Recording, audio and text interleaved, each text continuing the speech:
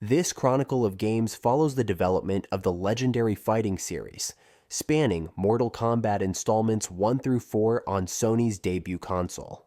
We're going back to the beginning to explore the creation and impact of these groundbreaking games that redefined combat, ignited controversy, and unleashed a digitized fury that captivated a generation.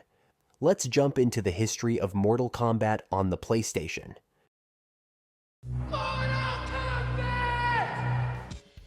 The early 90s were a golden age for arcades. The air crackled with electricity, the joystick clicks echoed, and the lure of high scores was irresistible. Amidst this vibrant scene, a new challenger emerged. A game that wasn't just about combos and special moves, it was about raw, visceral combat. That game was Mortal Kombat. Developed by Midway Games, the brainchild of Ed Boon and John Tobias, Mortal Kombat wasn't born in a vacuum. The team was inspired by the success of Street Fighter II, but they wanted to create something different, something darker, grittier, and undeniably more violent. While Street Fighter offered a more cartoonish aesthetic and intricate combo systems, Mortal Kombat went for realism, or at least a digitized version of it. They used digitized actors, giving the characters a lifelike quality that was revolutionary at the time. This wasn't just sprites, these felt like real people battling it out. But what truly set Mortal Kombat apart, what made parents clutch their pearls and kids whisper in awe, were the fatalities. These gruesome finishing moves were unlike anything seen before in a video game. The sheer shock value, the over-the-top violence. It was controversial, yes, but it was also undeniably captivating. It became the game's signature, a badge of honor for skilled players.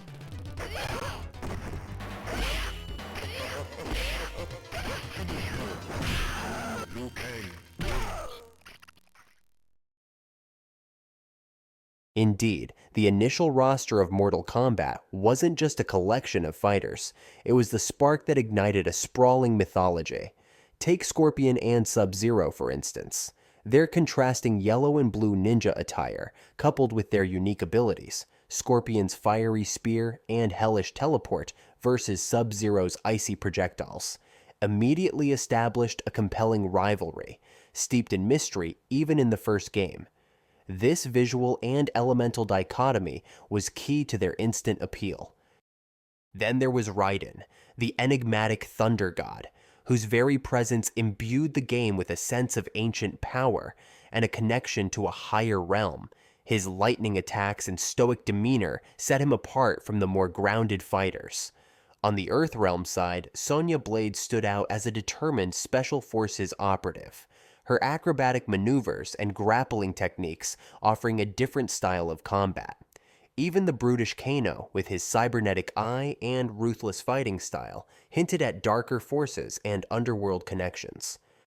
The creation of these characters wasn't arbitrary.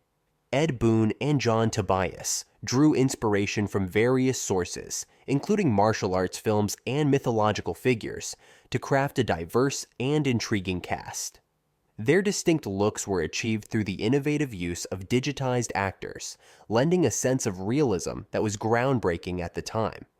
While their backstories were initially sparse, the hints of interdimensional conflict and personal vendettas laid the groundwork for the rich and complex lore that would define the Mortal Kombat universe in subsequent installments. Each fighter was a piece of a larger puzzle, inviting players to speculate and become invested in the unfolding narrative. Mortal Kombat was a phenomenon. It dominated arcades, sparking fierce competition and countless urban legends about hidden characters and secret moves. The controversy surrounding its violence only fueled its popularity. It was the game everyone was talking about, the game everyone wanted to play. As the PlayStation 1 revolutionized home gaming with its CD-ROM technology in the 1990s, the arrival of arcade titans like Mortal Kombat was highly anticipated. However, the PlayStation debut of the series defied a simple chronological order. Instead of the original Mortal Kombat, It was Mortal Kombat 3 in 1995 that first delivered the digitized brutality to the PS1, followed by Mortal Kombat 2 and the compilation Mortal Kombat Trilogy in 1996.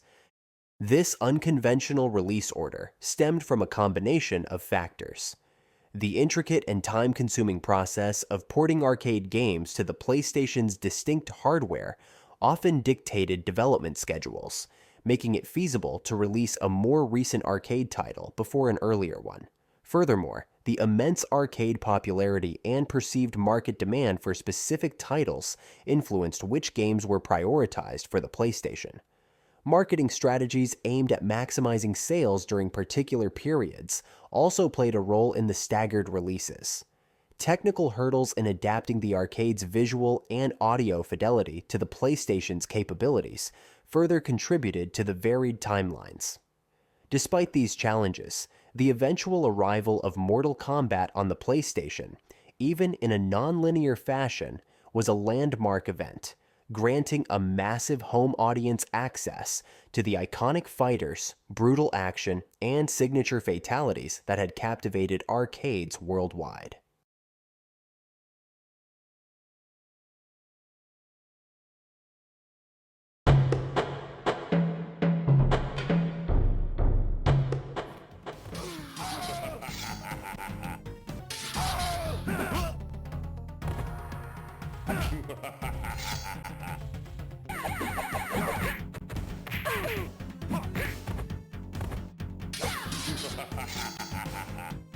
Yeah, something felt a little off, right? I mean, I thought I was getting the hang of things.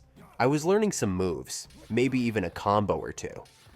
But no matter what I tried, the computer seemed to be 3 steps ahead.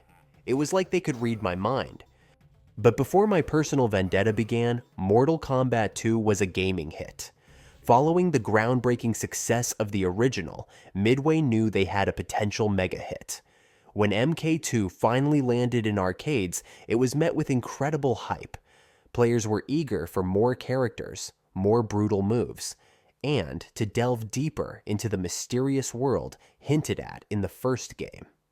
Ed Boon and John Tobias delivered on that hype, creating a sequel that was bigger, bolder, and significantly more violent. However, that initial excitement often morphed into frustration for many, myself included. Mortal Kombat 2's artificial intelligence was notorious. It felt less like a challenging opponent and more like a psychic entity with lightning-fast reflexes and an uncanny ability to counter everything. Many players accused the AI of outright cheating, perfectly timed blocks, instant recoveries, and combo strings that seemed impossible for a human to execute consistently. While this undoubtedly led to some controller throwing moments and a lot of shouting at the screen, it also had an unintended consequence for the arcade owners. All that digital dominance meant one thing: a constant stream of coins being fed into the machines. Defeating the seemingly omnipotent AI often felt like a monumental achievement, requiring persistence and a deep understanding of the game's mechanics, or perhaps just a lucky break. For the arcade operators, this brutal difficulty translated into significant revenue. But beyond the frustratingly brilliant AI, Mortal Kombat 2 boasted an incredible roster of fighters, many of whom became instant legends. We were introduced to the graceful yet deadly Edenian princesses, Katana and Melina, the razor hat wielding Kung Lao, the powerhouse Jax, the once hidden reptile now playable, and the terrifying Baraka. Each new character brought their own unique fighting style, expanding the strategic depth of the game and fueling countless player rivalries. The mystery surrounding the unmasked Sub-Zero, the younger brother, and the elusive non-playable Smoke only added to the game's allure. Mortal Kombat 2 was also a treasure trove of secrets and memorable details. Unlocking hidden characters like Smoke, Jade, and Noob Saibot became a badge of honor. The random appearance of Dan Forden shouting "Toasty" after a particularly brutal uppercut became an instant classic. And let's not forget the introduction of stage fatalities, adding another layer of gruesome satisfaction to victory. The game's overall presentation, from the detailed backgrounds to the more fluid animations, was a significant step up from its predecessor.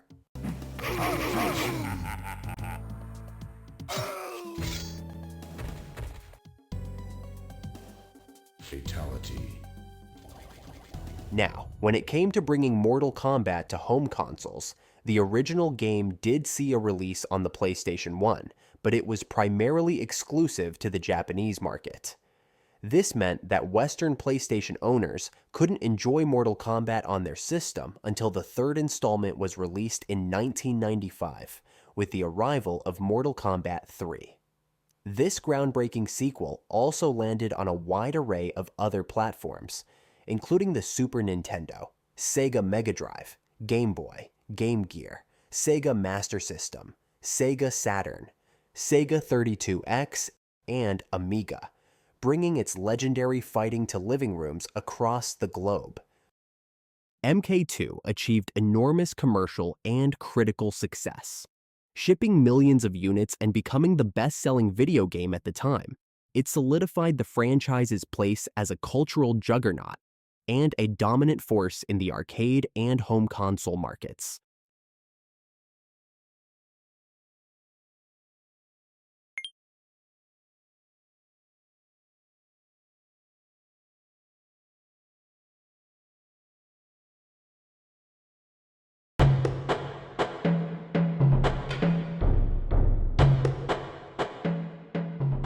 Following the 1-2 punch of the original and the amplified brutality of Mortal Kombat 2, the gaming world braced for the next evolution. That evolution arrived in arcades with Mortal Kombat 3, and in a surprising twist for PlayStation owners, it was this very installment that marked the series' explosive debut on Sony's console in 1995. Forget a gradual build-up, MK3 crash-landed onto the PS1, throwing players headfirst into Shao Kahn's full-scale invasion of Earthrealm. This wasn't just another tournament, the stakes had been raised dramatically. The familiar mystical locales were traded for a more contemporary, urban setting under siege. The atmosphere was darker, reflecting the desperation of Earth's defenders against Kahn's overwhelming forces. This narrative shift was mirrored in the gameplay, most notably with the introduction of the controversial Run button. For the first time, players could sprint across the screen, leading to a faster, more aggressive style of play and opening up new combo possibilities, a significant departure from the more deliberate pacing of its predecessors. Interestingly, this new emphasis on speed and mobility was intentionally designed to make battling the computer-controlled opponents feel different. The developers aimed to make the hard difficulty in MK3 more manageable than the often frustratingly cheap AI of the first two games on their hardest settings, while still offering a challenge above the easy mode. This design choice, however, proved to be a point of contention amongst players. Mortal Kombat 3 also unleashed a fresh wave of fighters, many of whom would become enduring icons. The mysterious respirator-clad Cabal, with his lightning-fast dashes and hook swords, instantly captivated players. The resurrected Queen Sindel, with her banshee screams and levitation, added a regal yet terrifying antagonist. Sindel wins. Representing humanity's resilience were figures like the no-nonsense Striker, a riot control expert utilizing modern weaponry, and Nightwolf, a powerful Native American shaman drawing strength from the spirit world. Adding a technological edge were the cybernetic ninjas, Cyrax and Sector, former Lin Kuei assassins now serving Shao Kahn with deadly robotic precision. And towering over many was Shiva, the imposing four-armed Shokan warrior, loyal to her Outworld emperor.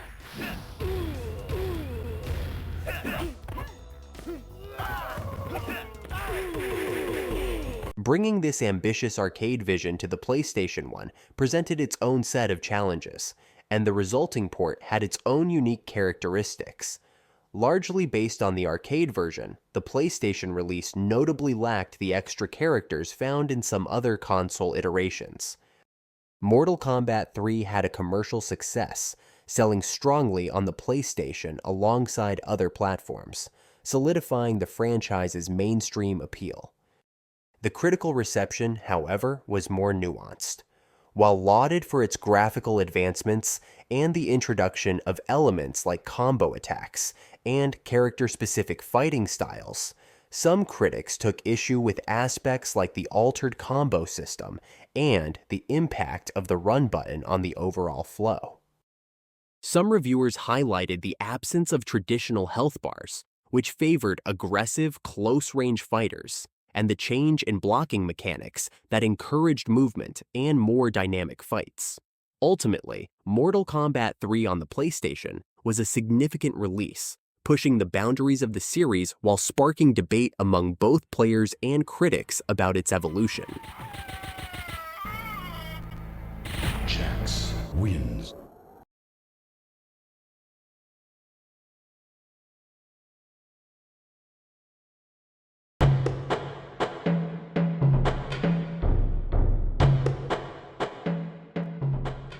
After 3 successful iterations with the first 3 games, Midway took a significant leap forward with Mortal Kombat 4. The arcade release embraced the burgeoning power of 3D graphics, moving away from the series' traditional 2D plane. This was a bold move, aiming to redefine the fighting game landscape once again.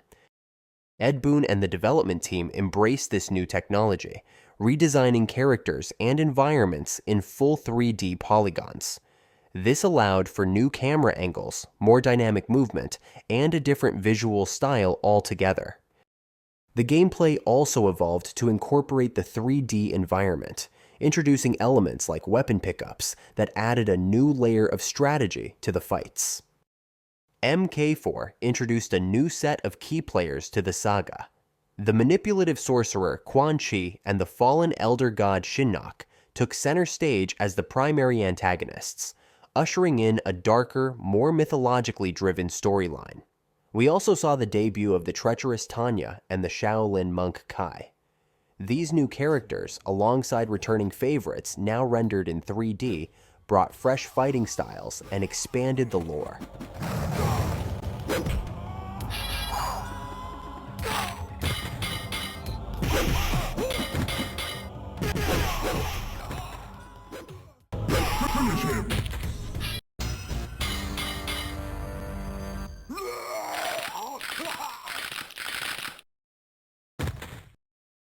The Fatalities, while still brutal, embraced the 3D engine, allowing for different camera angles and more elaborate death sequences.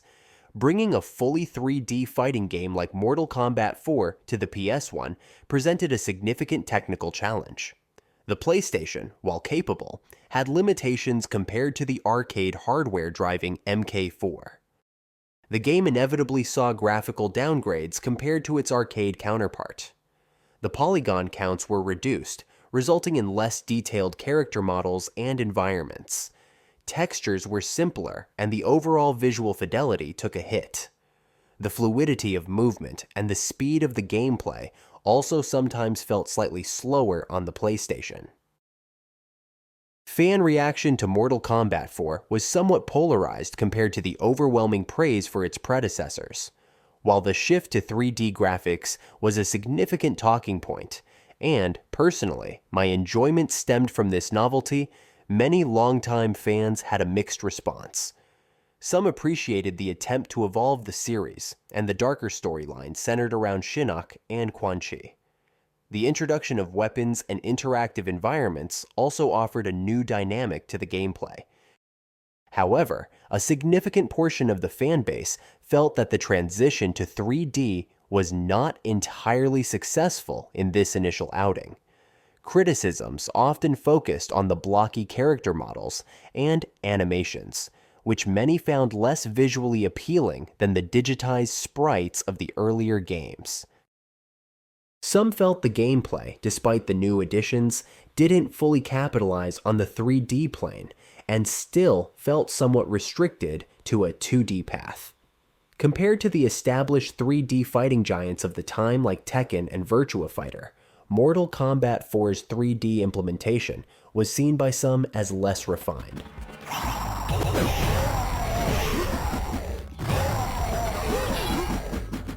After MK4, the series tried a few spin-offs.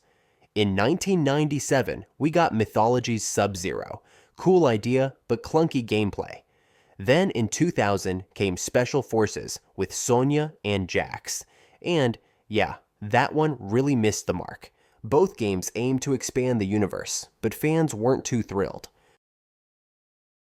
So, Mortal Kombat was raw, ambitious, and unforgettable. But the best part? It was only the beginning. With each new entry, the franchise evolved, storytelling got deeper, graphics hit new heights, and gameplay tightened up. What MK became in later years, it owes to these early punches. The old games may be retro now, but their spirit lives on in every spine ripped today.